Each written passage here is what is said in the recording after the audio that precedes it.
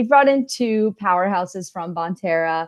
We've got Kimberly O'Donnell, who is our Chief Fundraising Officer and Vice President of Coaching here, and John Manganero, who we all commonly refer to here as Mango, who is the Chief Product Officer. So two experts in the space in Bonterra, in AI, and they've got some awesome barriers to break down for you all. And I will let them add any color that they want to their bios as they present, but I will give them that takeaway of slide and let them take it over from here. Thanks for joining. Thank you, Amanda. Hi, everyone. It is so good to be on this webinar with you today, talking about AI and the path that we are all taking together. I am coming to you from the Washington, D.C. area. It's freezing cold here. Hope you are somewhere warmer. And I also want to welcome everybody who is on the call. I see that we've got some folks from all over the globe. There was Canada, Paris, France. I wish I was there right now. I saw some Canadians. So hi, y'all. We're so glad that you're here. Let's talk about why you are here today and why our discussion around AI matters now. One, we know it isn't just a trend, right? It is becoming that requirement for scaling social impact. So let's start with the big picture. We are seeing two major forces accelerating this shift, right? The shift in social good, where AI is an essential piece of our infrastructure, and it's going to be necessary for the everyday work that we want to do, and for all of us as we together bring social impact to the world. And so as we think about those two major forces, one is around funders who are asking for deeper outcomes faster. They want clarity, transparency, and evidence-based results. And then nonprofits are looking for scalable, secure solutions that are going to reduce the manual work that exists, not add to it. So even with these pressures that we are seeing, many teams have told us that they feel overwhelmed or unsure about where to start with AI. Some have already begun using it and experimenting with it, but they're not confident that they're using it safely, effectively, or in the most strategic ways. I've heard from many organizations this summer and fall, in person and on these webinars, who have said, yes, we're using AI, but we're not mandating it across our organization, and we don't know if we're doing it right. And so everything is based on trial and error and each staff person's aptitude for being an early adopter of tech and then having that cascade through their work. So that's exactly why we created this AI Readiness Path and why we're having this webinar today. We want to help move organizations like yours from uncertainty to optimism and to map out the steps that will make your AI adoption both responsible and empowering. So this session is really your orientation for that climb. And here's what you're going to learn. So I want to give you, the session is really grounded in our latest report, which is called The Path to AI Readiness, where we gathered insights from more than 847 nonprofit leaders and funders so that we could better understand how the sector was navigating AI and what it takes to adopt it effectively. We're going to review the three biggest barriers to AI adoption. Spoiler alert, we're going to be focusing on time, capacity, and confidence. We're also going to learn how organizations can build trust, save time, and scale their AI responsibly and ethically, even with limited resources. And then fourth, we're going to look at real-world tools and guidance from our new platform, which is called Bonterra Q.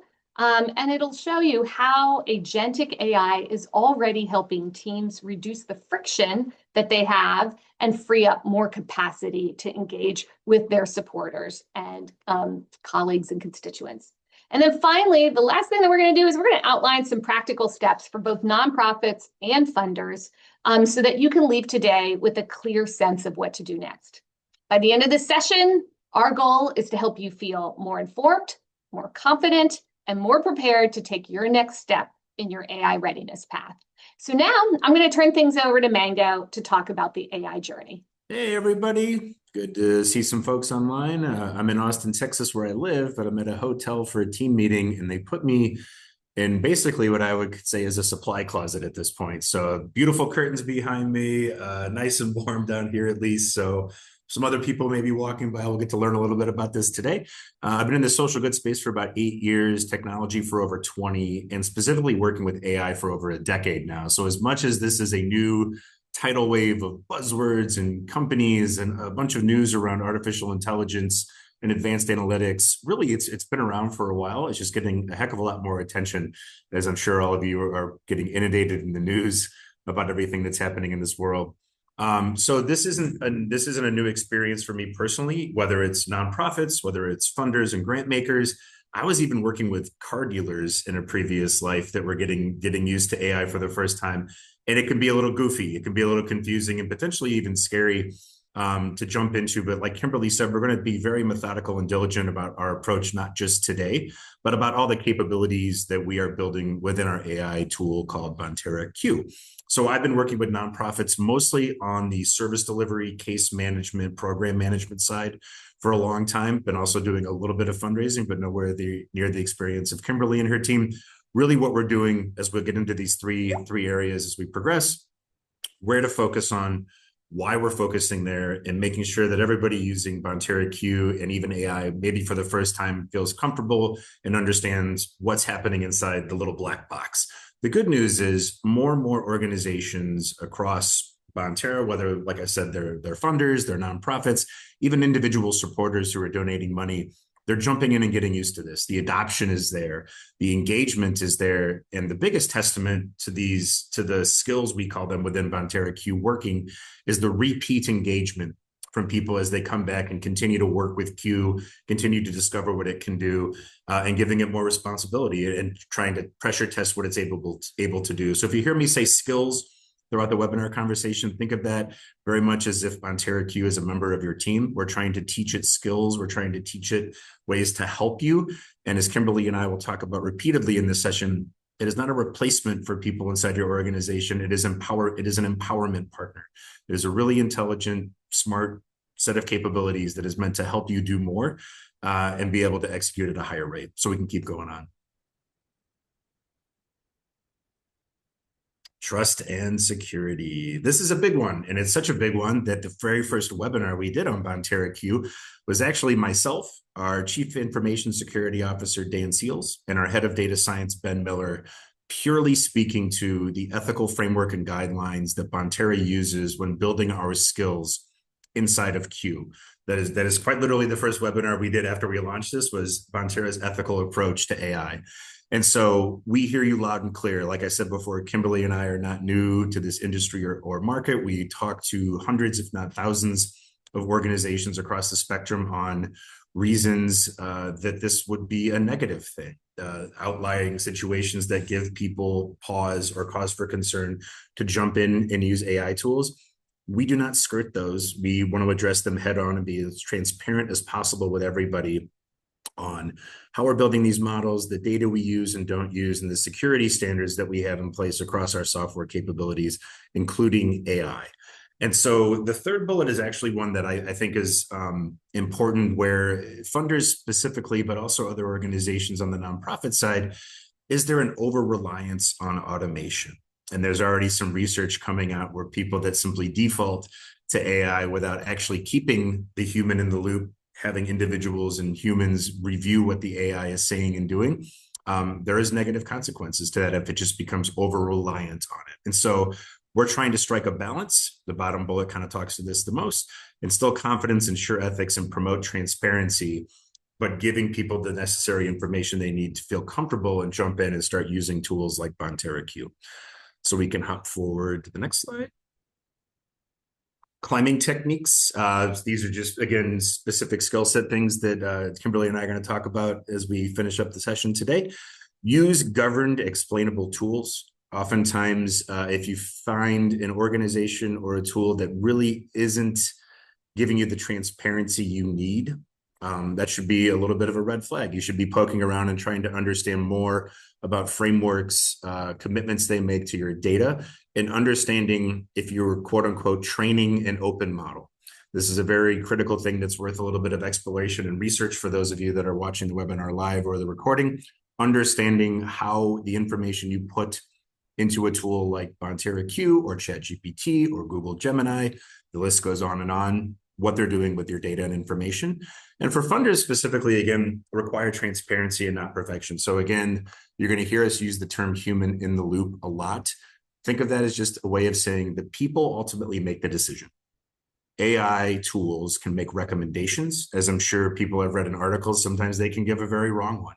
I'm down here in Austin, Texas, and as an example, just the other day with ChatGPT, I was asking it questions about the Texas Longhorns football team, and it thought it was in a completely different football conference, which is kind of a goofy thing for to be chatting to ChatGPT about. But there's little idiosyncrasies and nuances with tools there that require you to kind of give it a little bit of QA, give it a little bit of stress testing and say, actually, I think what you mean is A, not B. So as long as tools and processes are being transparent, we're talking about, it's not meant to be perfection, but it's meant to be guidance. It's also meant to learn. So you should feel comfortable telling these tools, actually, I don't agree with you, or objectively, you're giving me information that's wrong, and they should be learning and iterating as they go. So on the next slide, we'll talk about shared trailhead and roadmap. Things that we've learned. This is all usually through customer conversations we have directly within Bonterra, also market research that our team is doing. And like I said, Ben Miller, our head of data science, is on multiple boards and committees within the social good space to talk about AI transparency, ethical use of data. He's really keeping his finger on the pulse in the market to make sure that not just Bonterra, but other organizations like us that provide these capabilities, that we're locking arms and making sure that our customers' data is safe and secure before we talk about any benefits and value that we can bring using our tools.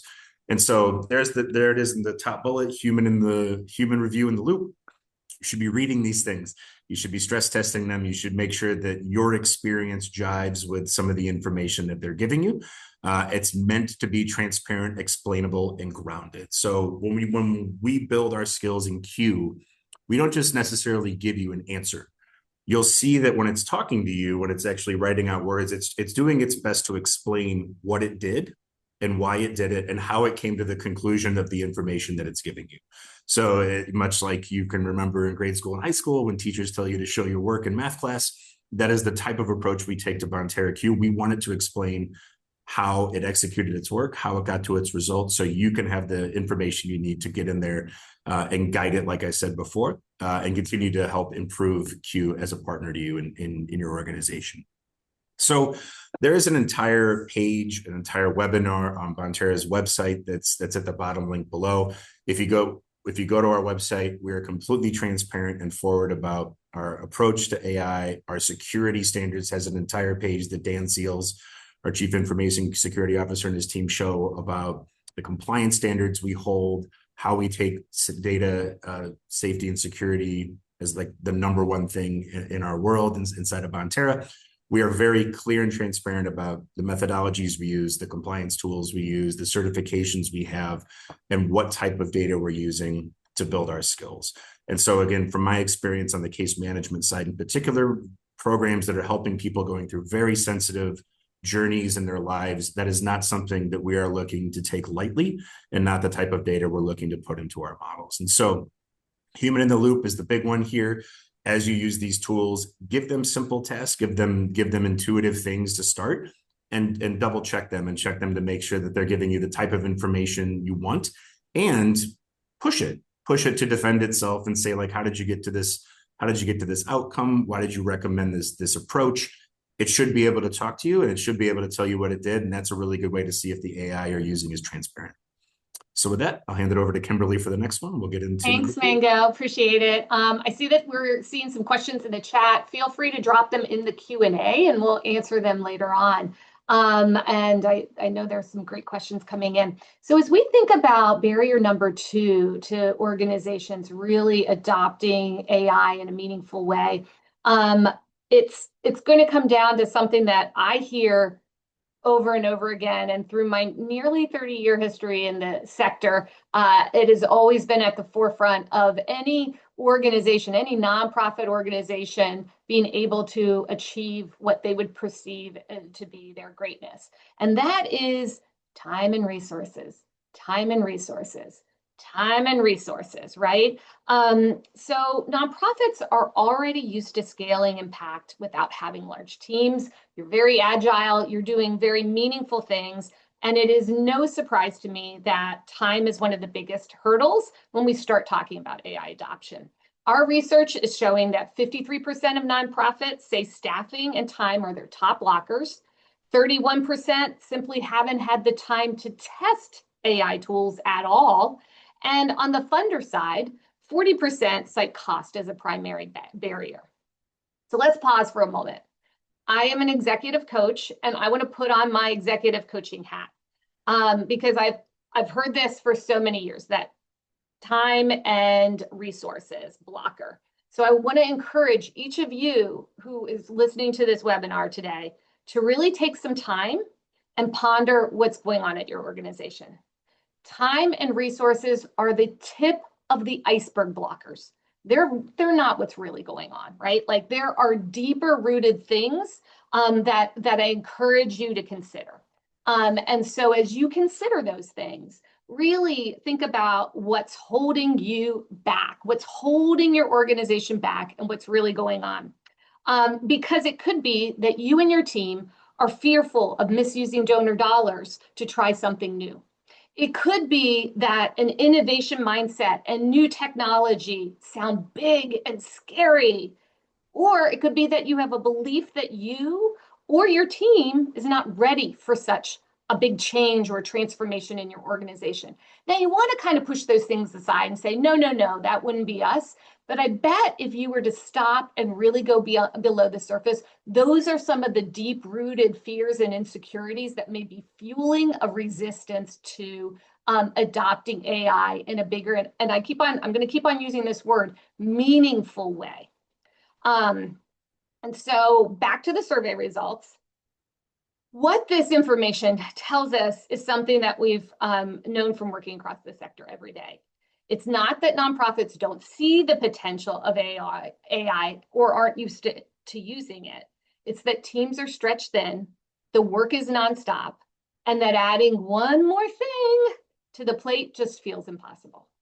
So that's why our approach to AI is grounded in relief, not burden. We want the tools that we're introducing, like Bonterra's Q, to save time and not create more work.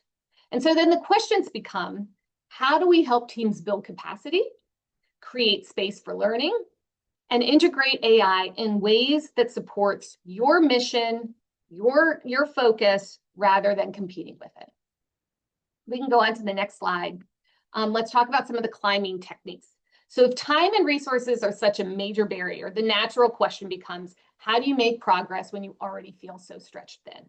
And in the report, we surfaced a few practical climbing techniques, small but meaningful steps that can help teams gain ground without gaining burden. First, you're going to start with high friction, low stakes tasks. These are the kinds of tasks that take time, but don't require high judgment.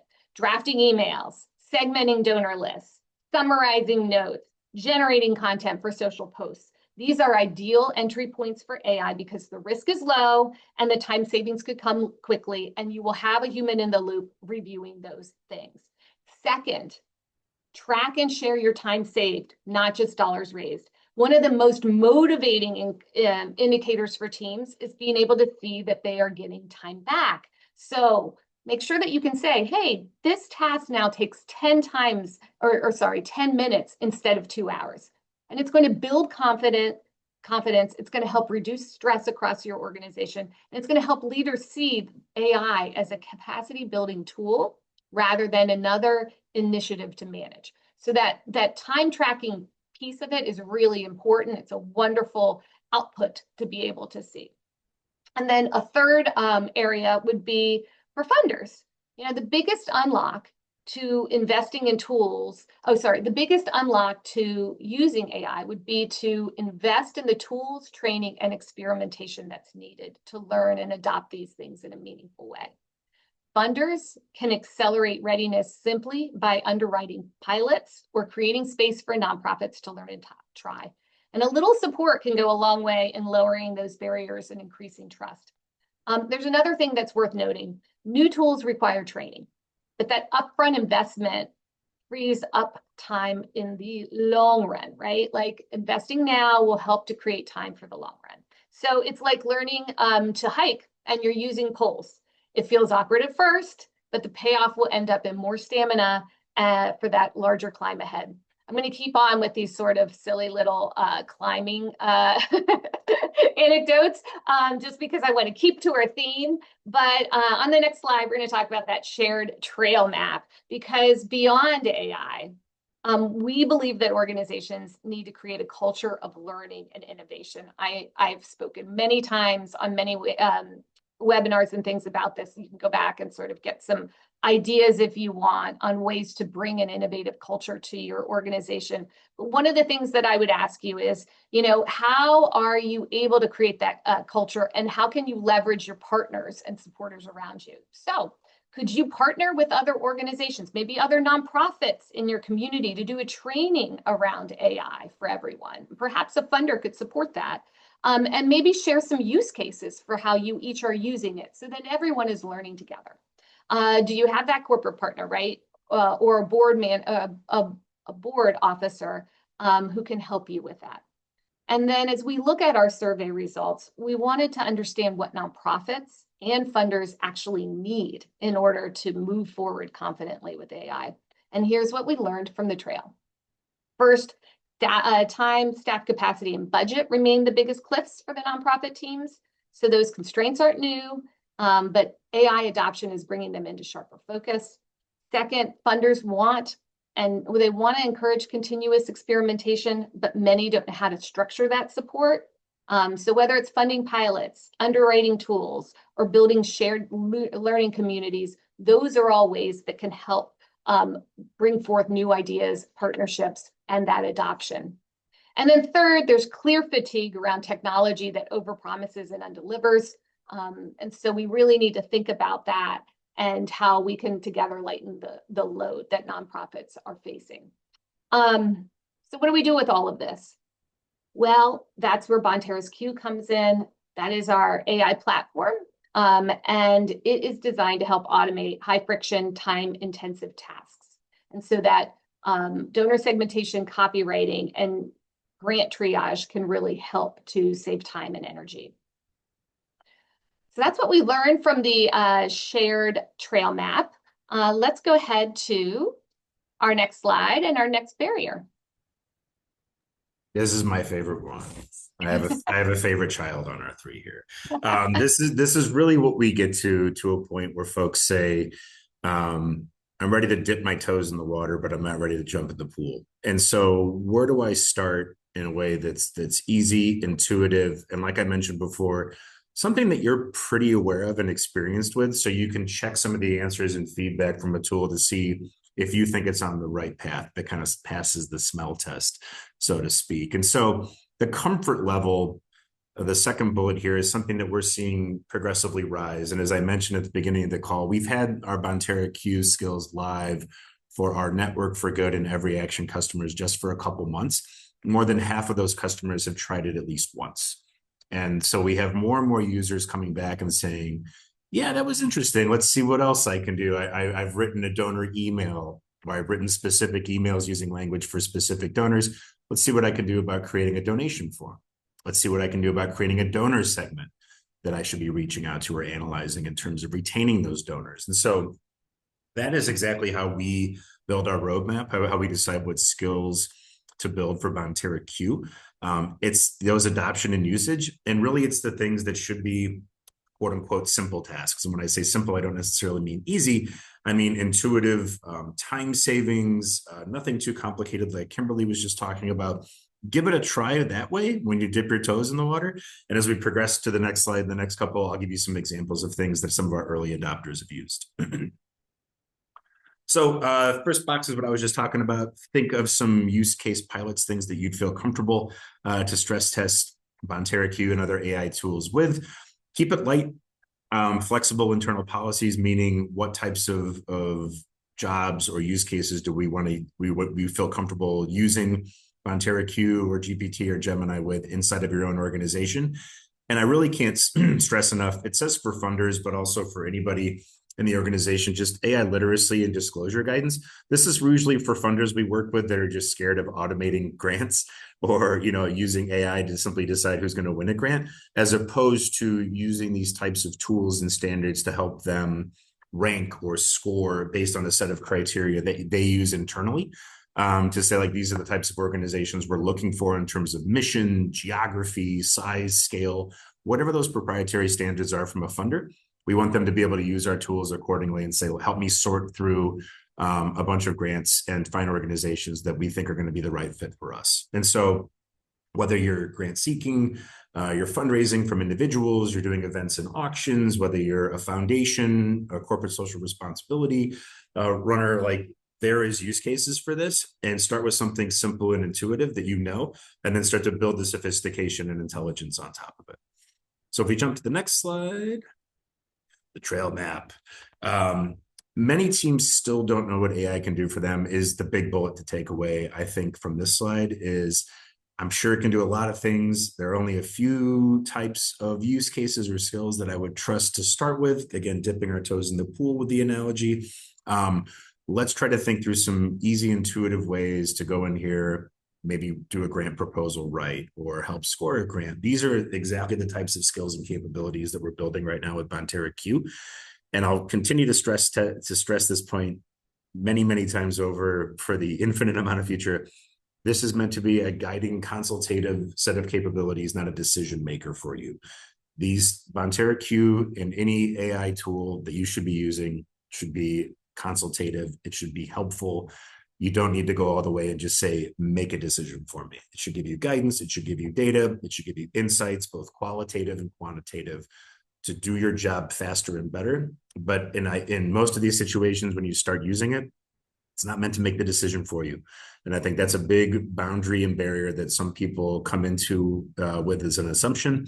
It's not necessarily true. It's entirely up to you as the user on what types of use cases, what types of skills you want these types of tools to provide you, and your trust needs to be built through outcomes. This at the end of the day, these things need to be accurate and they need to work. So you can build something really quickly, doesn't mean the quality of it's going to meet your standards. Those are the two things that early adopters of AI should really be focusing on: speed and accuracy. Those need to work hand in hand.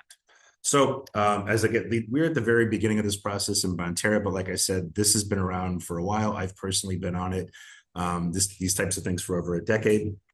Getting in and starting to use it in comfortable ways for you is by far the most important step. And try to find things that you can look at the outcomes, you can look at the outputs, and have it pass the smell test. Really get into what Bonterra Q is giving you and saying, yeah, this makes sense.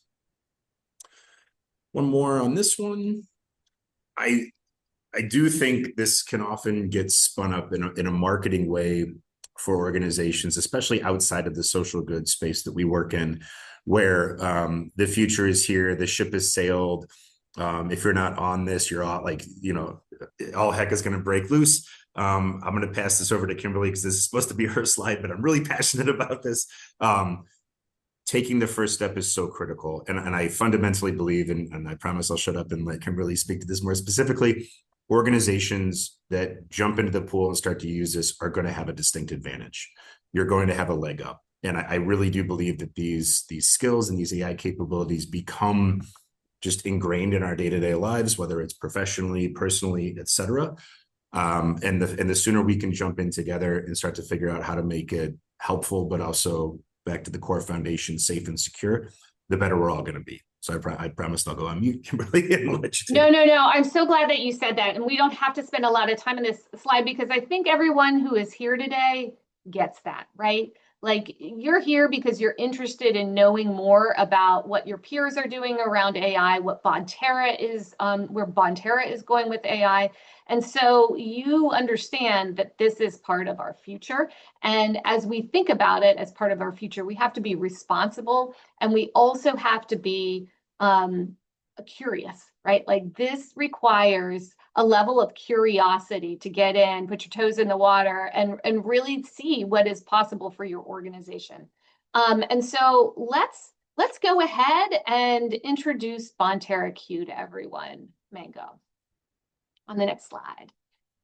Yes, a talk track and some demo. And then we'll get to some really good Q&A questions that I was cheating and reading a little bit before, but there's some really good ones in here. So this is for, Bonterra Q nonprofit teams is where we started. We started with fundraising. We started with events and auctions. We started with the donor management, donor retention, donor seeking aspect of our business. Kimberly and her team are experts and they're real fundraisers. This is not a bunch of tech nerds like me thinking of best practices for fundraisers. It is people who have done this for decades of their lives successfully, teaching and training Bonterra Q, not just generic best practices that ChatGPT can go and scrape from a bunch of websites. I saw a few questions in the Q&A about like what generic tool versus GPT versus Bonterra Q. It's the people in data that these skills have been built on is going to be the biggest difference. And we have plenty of early customers that have given not just sound bites, but written or recorded explanations saying, I put this against ChatGPT. I put Bonterra Q against ChatGPT, writing donor emails, doing work. And for many of our users, it was night and day. There was a distinct difference. And that really comes from the folks inside of our organization that have worked in the industry like Kimberly, who have coached and trained people in the industry, who have been caseworkers, event managers, grant writers, everything. Like y'all have really powered this. This is not a generic set of data that we've trained this on. This is highly proprietary and specific to your day-to-day activities. So as we do this, we're going to start to see examples of skills. Like I said, for the nonprofit side, they're going to be heavy focused on fundraisers. And I can talk a little bit during the Q&A about additional skills and additional types of organizations that we're building for in the months ahead. The last bullet is also really important. Sorry, I forgot, Amanda. I'm going to tease this because it's going to be, I know, a bunch of Q&A in here. I'll give a Q&A answer more deeply. We do not send your data out to GPT, Gemini, and these organizations to train their models on it, right? So there's a bunch of intricacies around how that works. The data and security team have written extensively in Bonterra about how we do that with our partners like Amazon Web Services, AWS. But this is not a bunch of AI skills that is sharing your information and data with other users and other organizations. We take your proprietary use cases and data extremely seriously. So if you put something in there, there's not another organization down the street or in a different country that's suddenly going to get access to something that you asked it or some access to data that you've uploaded into Bonterra Q. That's not going to happen. That is part of our standards for security and compliance, but I'll get into more of that here at the Q&A. Yeah, Mango, can you also just kind of talk? We did have a question around whether or not this is an open platform or if it's closed within the organization. Yeah, it's definitely not It's definitely not an open platform in terms of your data and information or personal health information from people your organization may be helping. That is not put in some generic pool of information that other people can tap into and ask. There are clear guardrails, locked doors, triple locked in terms of the way we structure our databases and our software applications to make sure that that does not happen.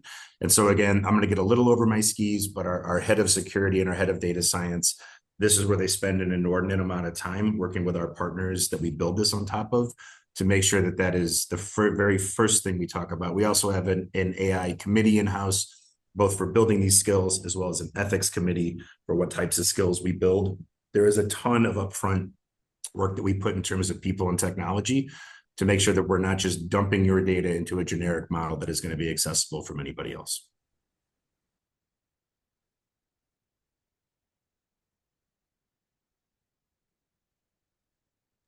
I did mention we have some customer testimonials. If you reach out to myself, I'm happy to put you in contact with our UX research team, our user experience research team, our product team. We do have some organizations and early adopters that have raised their hands and said, I'd be happy to give a testimonial or show examples where I found Bonterra Q was really helpful for myself and my organization. We would love to talk to you as well, whether you're using this or not. We love to talk to people who are getting into AI for the first time. Again, right now on the nonprofits, the funder side is queued up right now to give a little dad joke here. But this is how we build the right skills.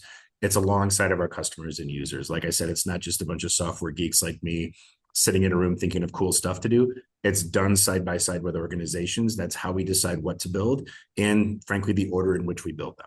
You all help us prioritize that.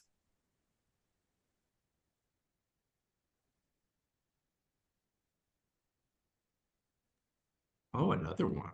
It keeps on going. Yep. So this is what I was teasing a second ago for funders, grant makers, and nonprofit teams. This is real. So segmentation of donors is a really big one.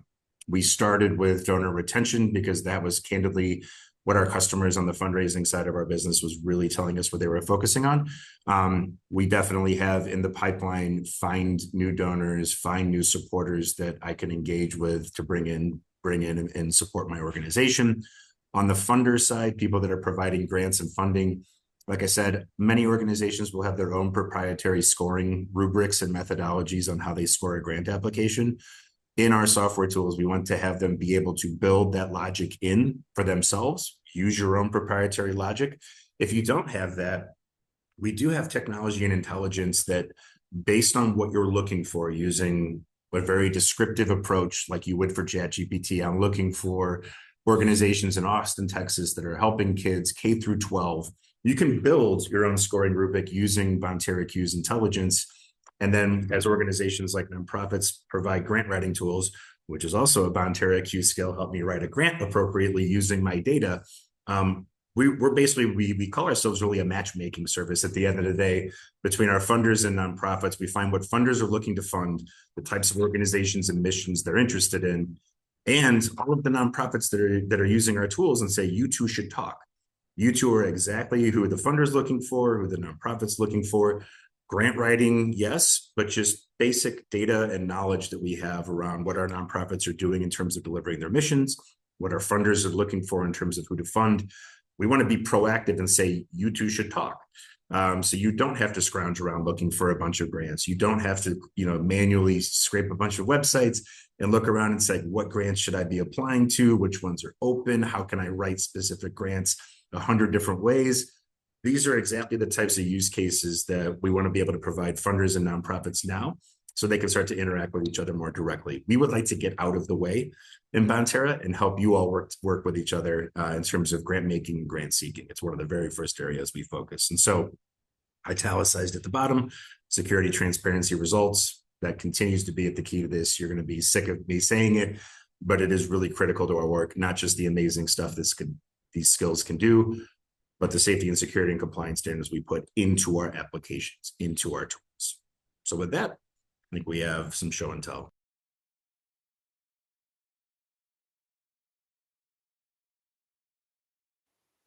Here is Network for Good, which is Bonterra's fundraising software designed for smaller nonprofits.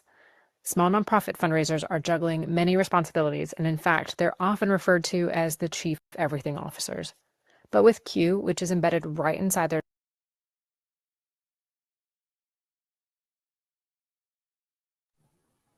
You seem to have frozen. Hang on. Gotta love the internet.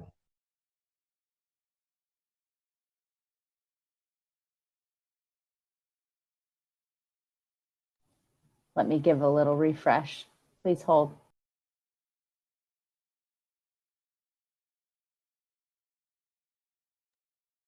And as we do the refresh, Mango, quick question around Q and what's planned for the future. We're just getting started. And so one of the questions was, hey, will this be embedded into other Bonterra software offerings in the future? Of course, or I'd be out of a job. No, we do customer-facing roadmap webinars. When I say roadmap, just think of it as new capabilities and features that our software teams are building. We do those every quarter. We're going to be doing one in January. We do it internally with our employees as well as externally with our customers. Exact same slides, exact same demos. So Network for Good in every action with the first. We have an application called Donor Drive, which is a really cool, amazing events and auctions and individual fundraising tool that's on there. Apricot and ETO are our case management applications that are going to be helping caseworkers with note-taking, case note synthesis, data management, and using impact data for the amount of people you've helped to fill those grant applications automatically. So you don't have to spend a bunch of time digging through a bunch of data to say, here's all the meals we delivered in 2025, all the kids that we helped tutor after school, all the impact that our organization had. If you have that data inside of a tool like Apricot, our goal is to auto-populate those grant applications as much as possible with that data to take a lot of the manual lift out of you. On Cyber Grants, our corporate social responsibility platform, I mentioned a little bit about the grant scoring rubrics and intelligence for these grant makers to help work through a lot of grant applications. They tell us very clearly one of the effects of large language models, LLMs, helping people write grant applications faster is they're getting a heck of a lot more grant applications when they open one up, or even if it's a closed grant system. And so helping them make sure that they're digging through more applications and finding the ones that are the right fit for them. That's going to be happening on our Cyber Grants platform as well. All right, thanks, Mango. Let's fingers crossed. Give us a take two here.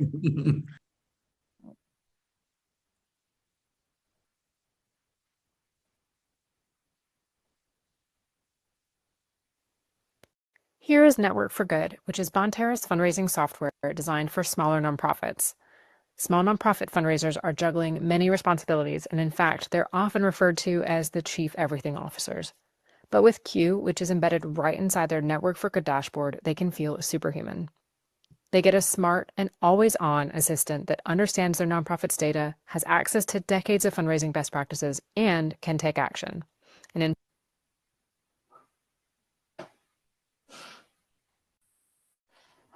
oh joy. This is the downside of doing live demos, but actually it froze at a fortuitous screen. This is what Bonterra Q looks like. We do offer suggestions like you would see in other AI tools. We give examples of the types of skills it can use. You can see donor segments. It can look at your data. I think someone just posted a question about how you can train it on your organization's specific data. I forgot the person's name. Bill, great question. If we have that data, if you're using Network for Good, Every Action, Donor Drive, some of our fundraising and engagement tools, good news is you're going to be able to give it access to it, and it can proactively tell you, hey, your donor retention is actually going down month over month. Hey, you have some new donors you haven't reached out to directly to thank them for their donation. It acts as a little bit of a personal assistant to you, but specifically around data that we know you care about. And so with access to the data inside of our software applications, I mentioned Q being a bit of a sidekick to organizations and users.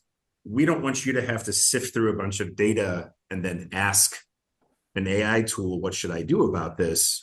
Another big reason where ChatGPT versus Bonterra Q is different. With access to the data, we really want Q to be able to start to surface areas of focus to users, whether it's like a concern we have that y'all need to address, or even a positive thing. I think there's too much focus on negative stuff, like, hey, we need to go do something over here because something wrong. But like, hey, you've increased the net dollars per retained donor by 22% over giving season this year. Like, there's really cool, important, relevant information that people that are raising money, for instance, should know, not just because you're doing an impact report or an end of year report that I know for many organizations is a lovely pain in the butt to organize that data and build that report, but knowing it as real time as possible. So you're not having to dig through data to find out something requires your attention. Rather, it's going to be surfaced to you in a bit of a dashboard screen, or Q itself will say, hey, let's go over here and take a look at something. That's really the purpose of this, and the biggest benefit of having it trained on your specific data and not on everybody else's generically is its recommendations and actions are going to be incredibly specific to you. That's really the biggest value we can offer as Bonterra.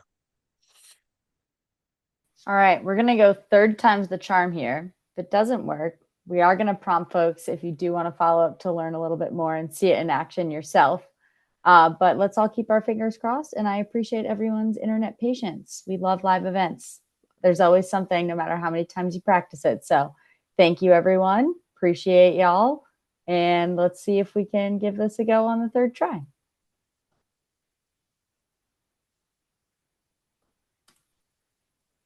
has access to decades of fundraising best practices, and can take action.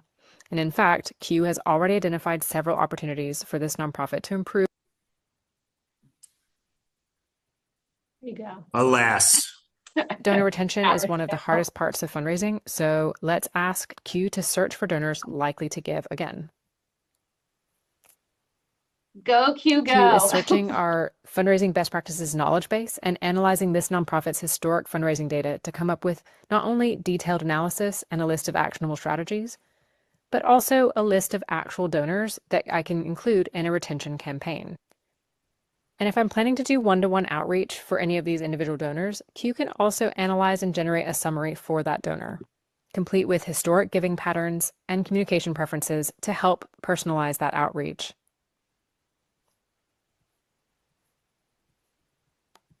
So with these tools, Q is saving a small nonprofit fundraiser critical hours and helping them fundraise with more confidence.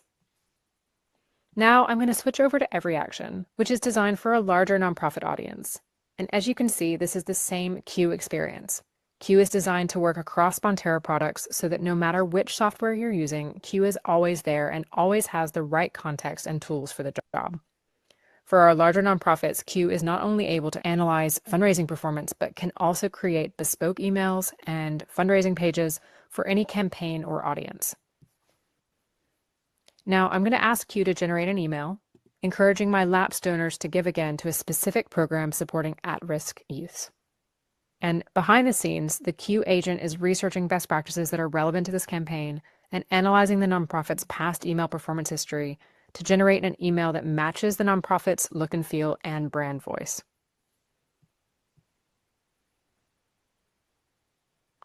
Great.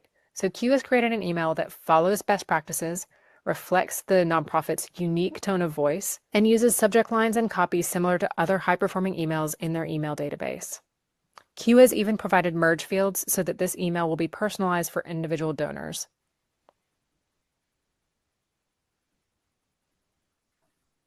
And I can ask Q to make changes. So let's ask for a language that is more casual.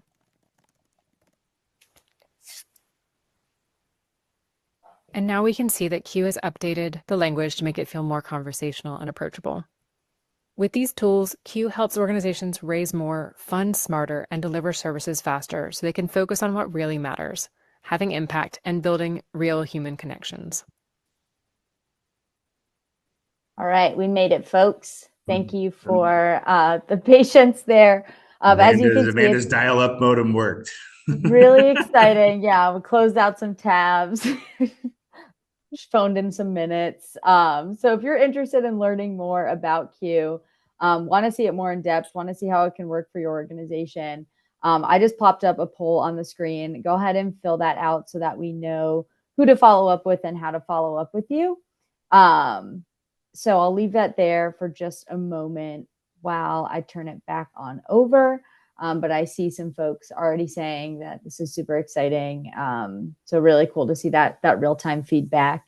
And like I said, we'll get to some of those bigger questions at the end. But I did see some folks asking about kind of pricing. How does this work? How do we start? Where does that go? The answers will all be in fill out that poll so that we can connect you with somebody who can give you those further details and can talk about what that looks like for your organization. So go ahead and fill that out. And then as we talk about what funders can do now and what nonprofits can do now. Yeah, and I just want to share. So it has been so exciting to be part of Q's birth and growth. So Mango has mentioned, I oversee a team of fundraising and engagement coaches that work one-on-one with nonprofits across the country. If you are a Bonterra client, you are welcome to work with a human fundraising coach as well as Q. And our fundraising coaches had the best time testing and training Q along the way. So the results that are and the way in which the interface has been developed has really been based off of our fundraising coaches and the things that they would advise and the strategy and thinking that they have. And it's a really awesome way to save time and get those drafts and really get that insight that you need to make strategic decisions. And then it can also be helpful to work with a human coach to really talk about longer term strategy or pivots or things that you might want to hone in on and optimize even in a deeper way. So they complement each other really well. There were some questions about who Q is available to. Q is available to Network for Good and Every Action clients right now. We have tools available for our funders around our grant making capabilities, and Mango had talked a little bit about that as well. So we have several things that we are rolling out, and Mango can explain that further during the Q&A, but just wanted to level set there. Let's talk about what funders and what nonprofits can do now as we wrap up. Funders have a unique opportunity to accelerate readiness across the sector. So if you are a funder on this call, you can share internal best practices, show grantees how you and other partners within your network are using AI, what's worked, what hasn't. Offer vetted tools and training, especially those built specifically for nonprofit work. Understand AI use and ethics in your grant reporting guidance so that grantees can understand expectations as well as guardrails. And then reward transparency and experimentation, not perfection. When funders signal that responsible learning is encouraged, nonprofits will feel safer to adopt it. And then now on to the nonprofits. Your path is equally important, and it starts with small, doable steps. We're not taking a step on the moon, folks. We are taking a step forward. And so take the AI readiness quiz to understand where your organization stands and what to focus on next. In our report, we do have a link to the AI readiness quiz. It's a lot of fun. It's kind of like a game. It's gamified. So I think you would have a lot of fun just even going through the exercise of seeing where you are from a readiness standpoint. Start with one repeatable workflow, something like drafting communications or segmenting donors to build that confidence and time savings. Use AI to assist, not replace your staff judgment, and build internal buy-in and responsible use policies so that everyone understands how to use AI safely and consistently. That's how the entire sector is going to move forward together. We can go on to the next slide. We're going to talk about the path ahead and what's there. I love this, all the metaphors that we've been using. So I'm going to use another one. Every climb needs a compass. And so AI is not the destination. Your mission is. So with the right tools, the right support, and the right guardrails, AI is going to help you scale that mission ethically, equitably, and sustainability. So here are the next steps. Download the full AI readiness report. The QR code is there. Take our AI readiness quiz. It's a quick quiz to help you see where you're at. And then also, we have a webinar that's coming up. So if you're curious about what agentic AI can look like in the future and inside your daily workflows, join us in January. We're going to be doing a webinar around Bonterra's 2026 predictions for tech and social good. We're going to unpack what's coming next and how nonprofits and funders can prepare for that fast-changing landscape. So you'll want to register for that as well. I want to thank you all for taking the time with us today, for the work that you do every day, for the curiosity that you have to do things even better and more effectively, and for working to make our world a better place. We're going to turn over to questions now. And I will start with a few, if I can get my cursor over there. Mango, I don't know if you see I do have anything. one. I have a very common one that everybody likes to ask in these. Energy usage tracking for using AI. Yes, we track that with AWS as our partner. If you ran one Bonterra Q query, so basically, a back and forth with the tool, once a day, every day for a year, it'd be the equivalent of having a 60-watt light bulb run in your house for 2 days. In terms of how your refrigerator or your car or other day-to-day activities impact the environment. The data we have today, Bonterra Q is significantly lower. We obviously monitor that with AWS, and I cannot remember the exact data from AWS, but they have committed to being carbon neutral in terms of the effects of AI. I can try to find the website somewhere, but I would wager if you asked Google or ChatGPT, they could probably pull it up pretty quickly. So in terms of the energy usage of interacting with Q, that's the best analogy and data point that we have to offer.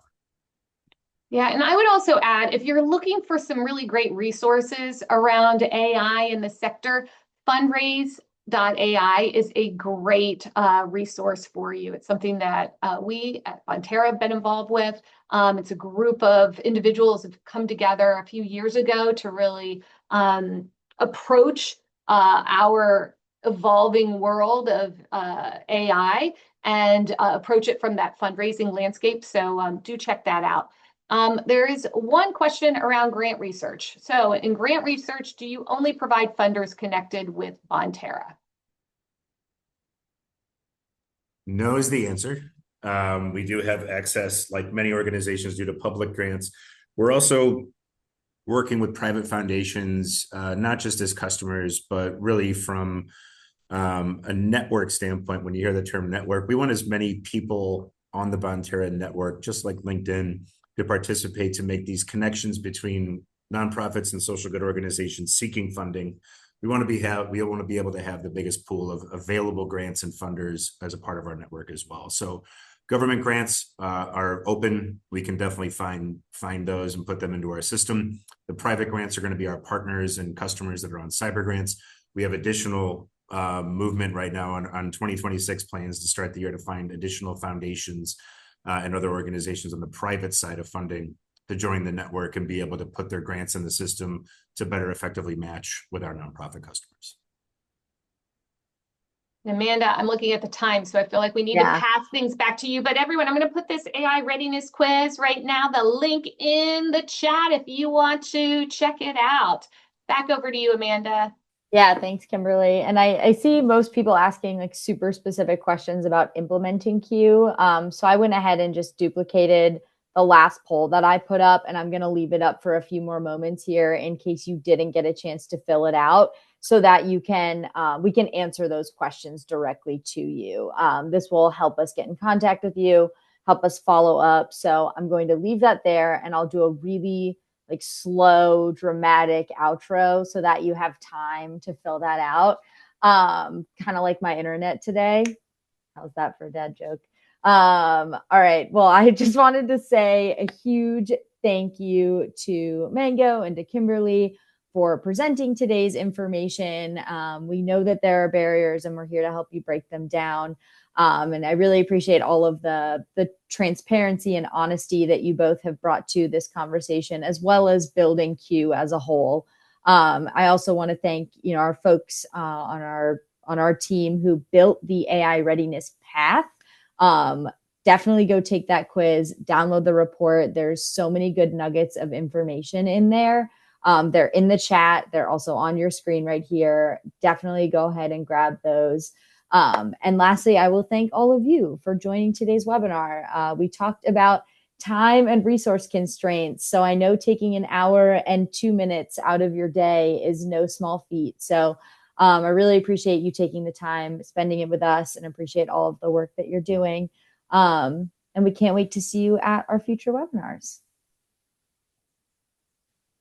All right, I will end the poll now slowly. Thanks, everyone. Take care.